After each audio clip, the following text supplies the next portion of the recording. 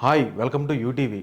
ఆంధ్రప్రదేశ్ రాష్ట్ర రాజకీయాల్లో అన్నా చెల్లెల పంచాయతీ రోజు రోజుకు చిలికి చిలికి గాలివానగా మారబోతుందంటే అవుననే చెప్పుకోవాలి. ఒకసారి మనం ఆంధ్రప్రదేశ్ రాష్ట్ర రాజకీయాల్లో వైఎస్ జగన్మోహన్ రెడ్డి గారు ప్రస్తుతం రాష్ట్ర ముఖ్యమంత్రిగా ఉన్నారు. అదేవిధంగా కాంగ్రెస్ పార్టీ అధ్యక్షురాలుగా స్వయాన జగన్మోహన్ రెడ్డి గారి చెల్లెలు వైఎస్ షర్మిలారెడ్డి గారు ఆంధ్రప్రదేశ్ రాష్ట్ర కాంగ్రెస్ పార్టీ అధ్యక్షురాలుగా ఉన్నారు. అయితే మరికొద్ది రోజుల్లోనే ఆంధ్ర రాష్ట్రంలో అటు ఎంపీ ఎలక్షన్లు ఇటు ఎమ్మెల్యే ఎలక్షన్లు రెండు కూడా జరగబోతున్నాయి మే 13వ తారీఖున. దీనికి సంబంధించి ఇప్పటికే దాదాపుగా అభ్యర్థులందరూ కూడా ప్రకటించారు. సో ఇది ఈ విధంగా ఉంటే కనుక కుటుంబ పంచాయతీ రాజకీయాల వరకు వచ్చిందా అని అంటే చాలా వరకు కూడా విశ్లేషకులు అవుననే అంటున్నారు. దానికి సంబంధించి ఇప్పటికే వైఎస్ జగన్మోహన్ రెడ్డి గారు పులివెందుల నియోజకవర్గం నుంచి ఎమ్మెల్యేగా పోటీ చేస్తుండడం, అదేవిధంగా రాష్ట్ర వ్యాప్తంగా కూడా వైసీపీ తరపున వైఎస్ జగన్మోహన్ రెడ్డి గారు ముఖ్యమంత్రి అభ్యర్థిగా కూడా రేపు ఉండబోతూ ఉన్నారు. అయితే ఈ విషయం ఈ విధంగా ఉంటే స్వయంగా వైఎస్ జగన్మోహన్ రెడ్డి గారి చెల్లెలు వైఎస్ షర్మిలారెడ్డి గారు కూడా వారు కూడా కాంగ్రెస్ పార్టీ అధ్యక్షురాలిగా ఇప్పటికే దాదాపుగా 175 నియోజకవర్గాలకు సంబంధించి ఆల్మోస్ట్ 150 పైసలకు నియోజకవర్గంలో అభ్యర్థులను ప్రకటించడం కావచ్చు. అదేవిధంగా స్వయంగా వారు కూడా కడప పార్లమెంటు స్థానానికి పోటీ చేస్తుండడం కూడా గమనార్హంగా మారింది. అయితే ఈ విషయాలు ఒకసారి మనం గమనిస్తే కనుక ప్రస్తుతానికి ఇప్పుడు కడప పార్లమెంటు స్థానం నుంచి వైఎస్ కుటుంబానికి సంబంధించినటువంటి వైఎస్ అవినాష్ రెడ్డి గారు వైసీపీ తరఫున పోటీ చేస్తూ ఉన్నారు. అదేవిధంగా కాంగ్రెస్ పార్టీ తరఫున వైఎస్ రాజశేఖర రెడ్డి గారు, ఎవరైతే దివంగత ముఖ్యమంత్రి వైఎస్ రాజశేఖర రెడ్డి గారి కుమార్తె, అదేవిధంగా వైఎస్ జగన్మోహన్ రెడ్డి గారి చెల్లెలు వైఎస్ షర్మిలారెడ్డి గారు అక్కడి నుంచి ఎంపీగా బరిలో ఉండబోతూ ఉన్నారు. అయితే వాస్తవానికి కడప ఎంపీ బరిలో కంటే కడప ఎంపీ నియోజకవర్గంలో చూసుకున్నట్లయితే దీని కిందికి పులివెందుల కూడా ఒక సెగ్మెంట్గా ఉండబోతా ఉంది.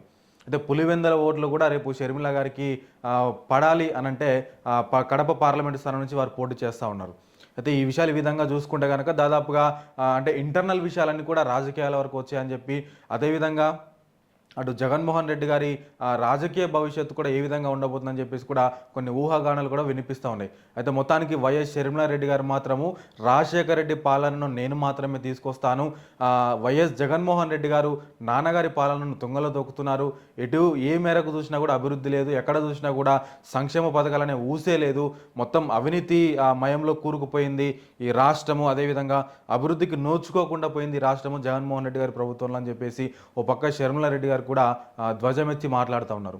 అయితే ఒక పక్క వారు కూడా ఇప్పుడు ప్రస్తుతానికి కడప పార్లమెంటు స్థానానికి సంబంధించినటువంటి అసెంబ్లీ నియోజకవర్గాల్లో కూడా వారు పాదయాత్ర చేయడం, అదేవిధంగా బస్సు యాత్ర చేయడం కూడా జరుగుతూ ఉంది. ప్రస్తుతానికి వారు పులివెందుల నియోజకవర్గంలో కూడా బస్సు యాత్రలో వాళ్ళు పాల్గొంటూ ఉన్నారు.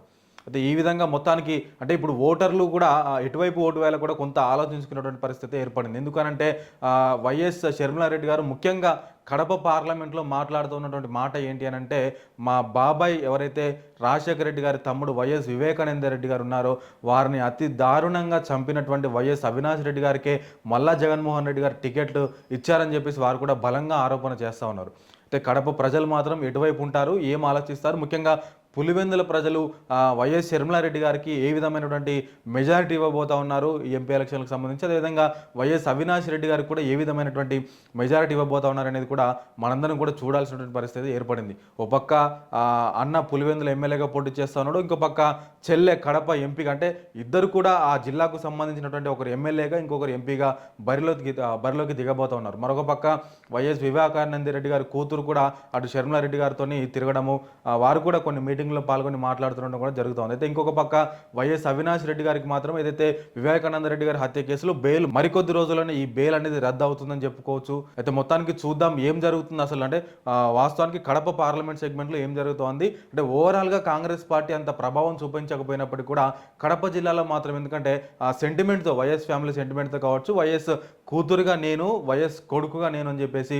వారిరువురు కూడా కడప జిల్లాలో ఉన్నారు. కాబట్టి చూద్దాం కడప ప్రజలు ఎవరిని ఆదరించబోతున్నారు, కడప ఎంపీగా వైఎస్ షర్మిలారెడ్డి గారిని గెలిపిస్తారా లేదంటే మళ్ళీ అవినాష్ రెడ్డి గారిని గెలిపిస్తారా అనేటువంటి విషయాలు కూడా మనం ఒకసారి ఇక్కడ గమనించాల్సినటువంటి అవసరం అయితే ఎంతైనా ఏర్పడింది. అయితే చాలా వరకు కూడా మాట్లాడుకున్నటువంటి మాట ఏంటి అంటే షర్మిల గారు ఎందుకు ఎమ్మెల్యేగా పోటీ చేయడం లేదు, ఎంపీగానే ఎందుకు వెళ్తా ఉన్నారనేటువంటి ఊహాగానాలు కూడా కొన్ని వినిపిస్తూ ఉన్నాయి. అయితే దీని గురించి మనం ఒకసారి మాట్లాడుకుంటే కనుక ఓవరాల్గా 175 నియోజకవర్గాల్లో కాంగ్రెస్ పార్టీ ప్రభావము అంతంత మాత్రంగానే ఉండబోతుంది ఈ ఎలక్షన్లకు సంబంధించి.